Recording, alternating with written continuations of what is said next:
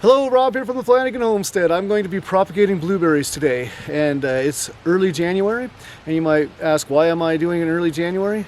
One simple fact: it is time to prune the blueberries, and instead of pruning off the blueberries and throwing it away, I'm using the cuttings to create new blueberry bushes. I've been doing this for several years.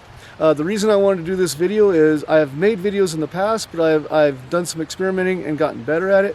And also I've been watching some other people's videos on YouTube, and there's a few people out there that are clearly trying to create content for their channel, which I am as well. But they've never done it before. They've watched other people do it and they're putting it together, and I can tell there's a lot of times people that have never done it before actually trying to show you how to do it. So I'm not going to claim I have 20 years experience doing this. I've done it for the last several years. I'll show you a few bushes that I've started over the past several years and what sizes they're at. Just know that cuttings are not just like instant berries, instant blueberries. It's going to take a little bit of time. They're going to get just a little bit of root the first year, and then you're going to repot them and let them grow, and they're going to start to take off that second year, and then soon you'll be able to put them out in the garden and they'll take off. But it takes a while for them to get established. If I was cutting blueberries just to get cuttings for propagation, this is not, a lot of these branches are not what I'd be looking for. But since this is a waste product, I'm going to use a lot of these, and there are some good canes here for cuttings, but I'm going to use the ones that are really prime growers, and then I'm going to use some that aren't necessarily prime. The nice thing is, like I said, this is waste, so if you have space, don't be afraid to stick others in the smaller ones, bigger ones, and stick them in the ground and see if they work. But I'll show you what I think is prime situation, and then we'll go from there. So off of this older cane, there's this one nice new long cane that's just the first year growth. I'm going to cut that off, and I'm going to start from there. Now, also up here at the very end is another cane that I think is going to be really good for propagation. So there's a couple things you need to understand. First of all, the best ones are going to be smaller than a pencil, probably half the diameter of a pencil. This one is almost guaranteed to propagate really well. This one is going to do well also, but might be slightly lower percentage. But here's something you need to understand. So when you get a cane like this towards the very end, you're going to have fruiting buds.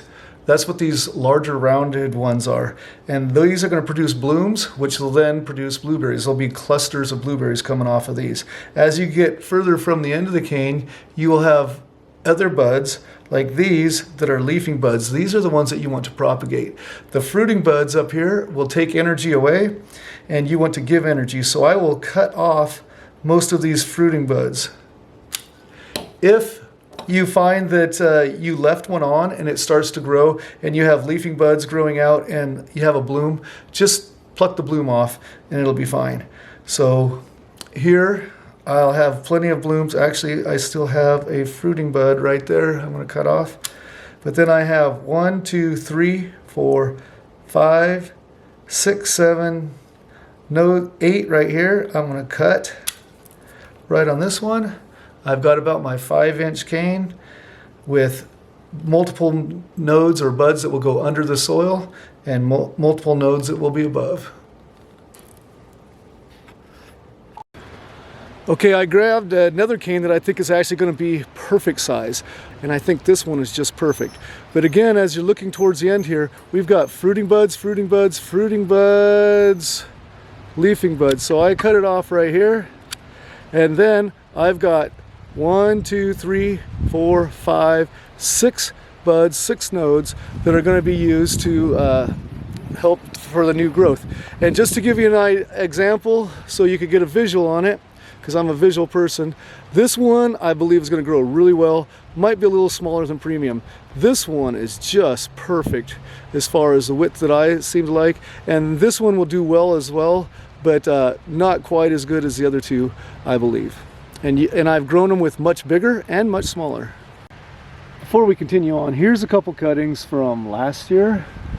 If we come down here, here's a couple I got left from a couple years ago. You can see that they're sending out new canes. They're not super tall, maybe 2 feet tall. It takes a while. They're going to take off this next year. And here's an older one that we've done that's going to be fruiting more this year. All right, another thing that is very important, you need to have an inert medium. And what I mean by inert is it doesn't have nutrients in it. Either sand or fine fir bark seem to be the best. It's something that will hold moisture but let the extra moisture run through.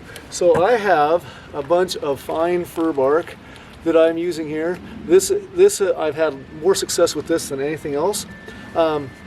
If you're doing hardwood cuttings like this, I found that you can get away with potting soil sometimes, but it doesn't work quite as well. And if you're doing softwood cuttings, you definitely need an inert medium. And again, inert medium means no nutrients in it. You might think, why do I want no nutrients in it?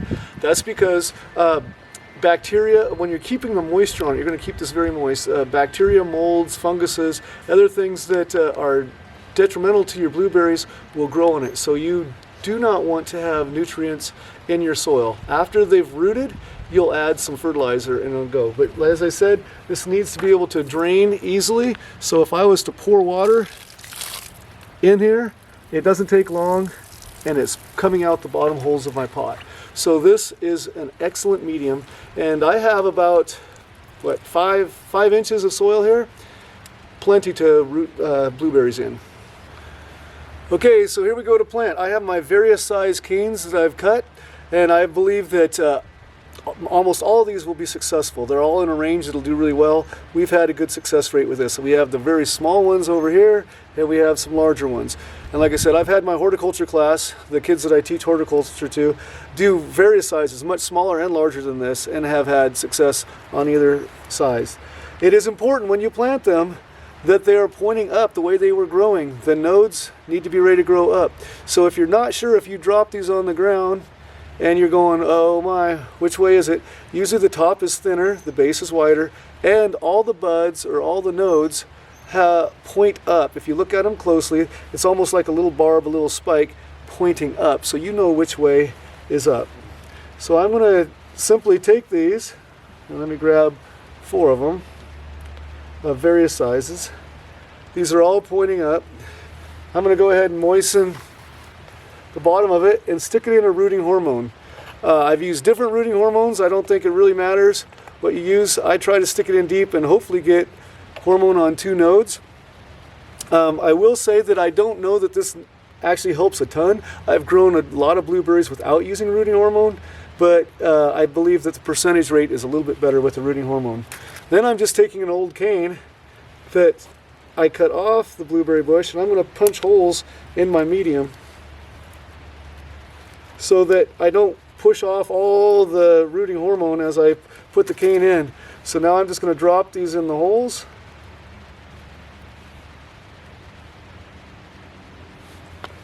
Pack this nice and tight around as they stand up. This one needs a little bit more medium there. You can always lightly drop medium on it later. And then once I get it in the pot, I'm going to go ahead and make sure that there's plenty of moisture. Soak it in until there's at least water running out the bottom. When you water these, and you need to water them a lot, make sure you do enough that the water runs out the bottom. Now that you've got this far with your hardwood cuttings of blueberries, you need to do 3 things. 1, you need to be patient. 2, you need to keep the soil moist. And 3, you need to keep it out of the sun. You need to keep this in a shaded spot. Okay, all 3 things are very important. So first of all, about the patience. When you do hardwood cuttings, they're dormant. And this is January. They're not going to normally start growing until, what, April in our area? So if you stick these out in the cold, they're just going to sit there for a while. That's all right. Okay, then when things start growing, they'll start waking up and they'll start growing as well. But when you take hardwood cuttings, the base that was cut has to callus over first, and then it grows roots. There will probably be no roots on this until 4 or 5 months. So, you know, when you do softwood cuttings, you can get them much sooner if people are tugging on them to see if they're there. Don't tug on these, leave them alone, just let them grow. You're going to see leaves start coming out, they're going to be growing, they're going to have leaves growing and everything, and there's still going to be no roots. Just keep moisture on it and keep it in the shade. When those leaves get out there, if you leave it out in the direct sunlight, the moisture is going to come right out of the leaves, and the cane without roots is not going to be able to produce enough. So keep it in a shaded spot, keep it moist. A lot of people, especially with hardwood cuttings, have these fancy systems where they have misting systems on timers and whatnot. I don't have any fancy systems. I keep the soil moist. When I'm not around, I have a sprinkler, not an oscillating sprinkler, but one that sits flat and kind of sprays out. Sorry, at the time of filming, I don't have it around me. And it just kind of sprays water, sprinkles water out about 7 feet in every direction. And I put that in the middle of my pots in a shaded area, and that one sprinkler can keep hundreds of canes moist. And I do have a timer, not a fancy one, but I can have it water for like 3 minutes in the morning, 3 minutes about midday, and 3 minutes in the evening, and that keeps plenty of moisture in here. I've had success when I don't have a sprinkler like that, but you need, set it in a shady spot where your yard sprinklers are going to come on and get a little bit every day, and it'll probably work just as well. Here's something that I do a little bit different than most people, and I've found that I think it helps a little bit. So this is January. These are just going to sit dormant till April. I put these in my greenhouse at the school. It's not super hot in there, but it's warm enough that they start budding out. Within a couple weeks, I'll start getting leaves. We'll leave them in the greenhouse until it gets warm enough and everything else is growing outside, and then we'll move them outside, keep them in a shaded spot, and keep them watered. And I feel like it gives it just a couple extra months to get a little bit of roots established. And then from then on, I will never take them in the greenhouse again, because I want them to have the natural seasons dormant in the winter and then wake up in the spring and grow through the summer. But I found starting these in the greenhouse, because it's a little bit warmer, is great. If you wanted to start some of these and just bring them inside your house, don't put them on the south side window where the sun is pounding on it, but put it where it gets some sunlight, but not a ton, but it's warmer in your house. These are going to start waking up in just a couple weeks, and get them started. So going back to my comments about having an inert medium that has no nutrients in it, you're like, well, once it starts to grow, what do we got to do? So for 4 months, 5 months, I won't put any fertilizer on this. After about 5 months, when I think they're starting to grow roots and it could actually absorb some nutrients, then I'll start sprinkling a little bit of fertilizer in here and letting it absorb down in. Don't overdo it. There is, for this first year, there's enough nutrients and energy in the canes that are already there that they can grow this first year. But a little bit of nutrient after about 5 months, and then on, just sprinkle on a little bit and let it soak down in. There will be roots to draw it up then.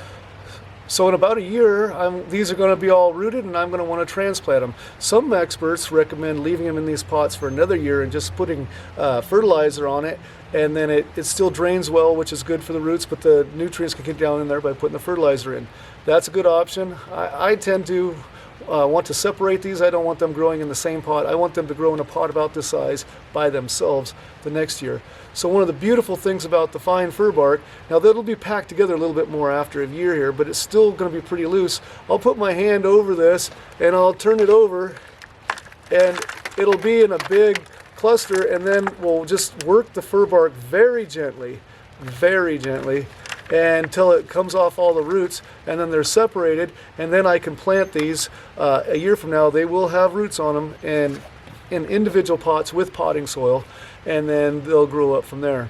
The first year I did cuttings, I did not realize how fine and hair-like the blueberry roots were going to be and how tender they were going to be. And I think I tore off half of the plant's roots and I lost them. Okay, so just know when it is time to go and transplant your very young blueberry bush, as they get older it's not as tender, but the very young blueberry bushes, be very careful when you're taking them out of the pot and transplanting them. As I mentioned before, we're pruning our blueberry bushes like we need to in January, and so we just took what is the waste product and started cutting them properly to stick in here and produce them. This is one of the larger ones that we had throughout the year. This little section right here is the cane that was stuck in the ground.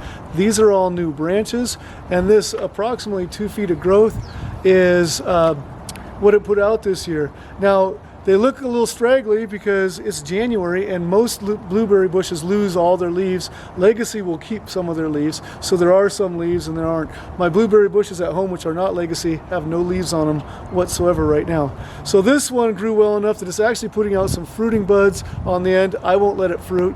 Next year I'm going to force it to grow more canes, and then maybe the following year I'll let it start fruiting. Here's another example of what I would not call prime cane. This is really thick, much thicker than a pencil. But we, as I said, just stick it in the ground. We had it. It was going to just be thrown away, and it started growing. It's got some nice new growth coming out here. Last but not least, believe it or not, this is 10 months old. It's a little tiny thing, but it again is super small. It was just right here when we started, and it was started, well, I have about 20 plants that are still growing that were started in little tiny trays like this, which is not ideal. Usually you want at least 4 inches of depth. But what is this, 1.5 inch depth and not very wide? But as long as we kept the fir bark moist, the roots kept developing, the plant stayed alive, and now we're transplanting it and growing it. So, you know, ideally you'd be doing larger than this. But like I said, you've pruned these off in January. It's a waste product. Cut it up, stick them in pots, and see what grows. So in summary, do it. Find some canes, propagate some blueberries. It's easy, but you need to have the right medium, fine fir bark in my opinion. You need to be patient. It's going to take a while for the roots to develop. You need to keep in the shade, and you have to keep moisture in the medium. Now it's time for me to go prune the rest of my blueberries and my fruit trees. Thanks for joining me on the Flanagan Homestead, where Christmas trees are my business, teaching and cleaning horticulture is my job, and outdoor projects are my passion. Hope to see you again soon. Be blessed, everyone.